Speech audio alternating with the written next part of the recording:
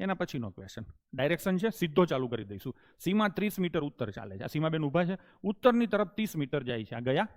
પછી જમણે 30 મીટર વળાંક લેવાનો અને અંતર લેવાનું. વળાંક લેવાનો અને અંતર એટલું વાંચવાનું, એટલે જમણી બાજુ 30.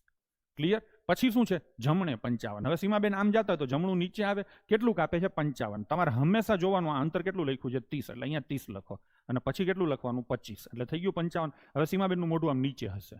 ક્લિયર છે? પછી ડાબે વળે છે ને 20 મીટર ચાલે છે. તો સીમાબેનનું મોઢું નીચું છે તો ડાબુ આમનું આવે. ડાબે વળે છે ને કેટલું ચાલે છે? 20 મીટર. પછી ફરીથી ડાબે વળે છે ને 25 મીટર ચાલે છે. આમ મોઢું છે તો ડાબુ ઉપર આવે અને કેટલું ચાલે છે? 25. એટલે આ લાઈનમાં આવી જશે. આ એની મૂળ જગ્યા છે અને આ એની અંતિમ જગ્યા છે. પ્રશ્ન શું પૂછ્યો છે? મૂળ સ્થાનથી કેટલા દૂર છે? તમે આ હિસાબ કરો તો 30 અને આ હિસાબ કરો તો 20. મૂળ સ્થાનથી કેટલા દૂર હશે? 50. આ બાળકનો આ જવાબ સાચો છે. એના પછીનો ક્વેશ્ચન પાછો બેક ટુ બેક બીજો ડાયરેક્શનનો ક્વેશ્ચન છે. પંકજ ઉત્તરમાં 10 મીટર મુસાફરી કરે. જોજે ભના, આ મારો પંકજ છે. ઉત્તરમાં કેટલો ગયો? 10 મીટર. જમણે 20. તો જમણી બાજુ આમ આવશે. કેટલું થશે? 20. ફરીથી જમણે અને 25. તો જમણું નીચે આવશે. તો નીચે અને કેટલું કીધું છે?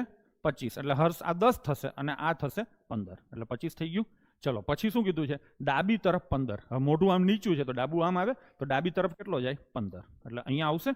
ચલો શું પ્રશ્ન પૂછ્યો? પંકજ એના મૂળ સ્થાનથી કઈ દિશામાં અને કેટલો દૂર છે? આ મૂળ સ્થાન છે ત્યાંથી અહીંયા જવાનું છે.